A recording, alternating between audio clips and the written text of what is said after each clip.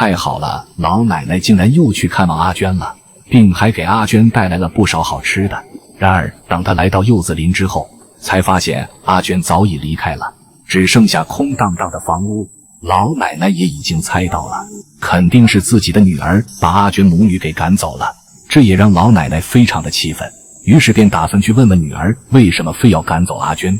可就在老奶奶回家時，意外卻突然發生了，一不小心竟崴住了腳。老奶奶年紀大了，此時她已經走不成路了，而在這荒郊野外的路上竟一個人都沒有，這可讓她怎麼辦呢？時間回到今天早上，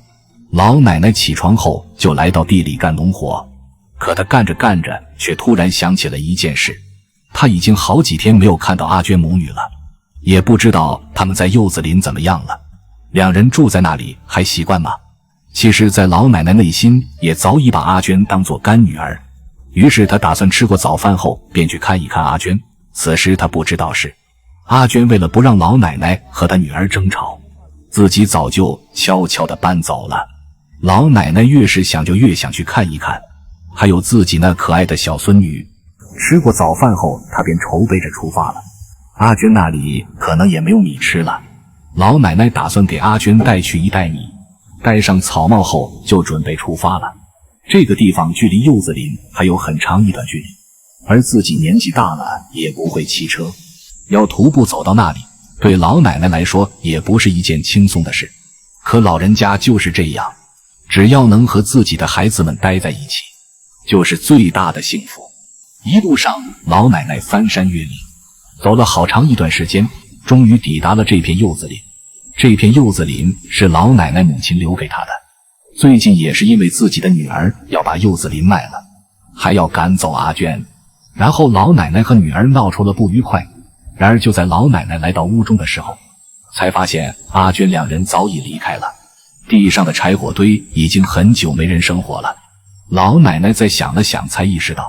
可能是阿娟不想讓她和自己女兒鬧矛盾，而老奶奶女兒也不喜歡阿娟，所以阿娟便帶着孩子離開了。這讓老奶奶有點生氣，本來這片柚子林就需要一個人來照看，阿娟在這裡又不需要工資，可她的女兒卻一心想要把柚子林賣了，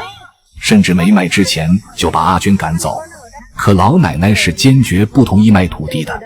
這柚子林已經養活了老奶奶祖上幾代人了，一旦把土地賣了，以後的生活要是出現意外，連個最基本的保障都沒有了。可自己的女兒已經從小被老奶奶慣壞了，她也拿她這個女兒沒辦法。沒有找到阿娟，老奶奶也只能先行離開了。回頭有時間了再問問周邊的鄰居，看看阿娟到底去了哪裡。然而走着走着，老奶奶卻突然發現了不對勁，她突然感到自己的腿很疼，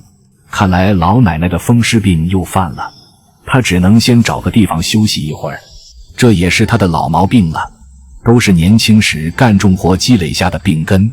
可現在天馬上就要黑了，周圍連一個人影都沒有，老人家也沒有手機，這可讓老奶奶怎麼辦呢？她該怎麼回家呢？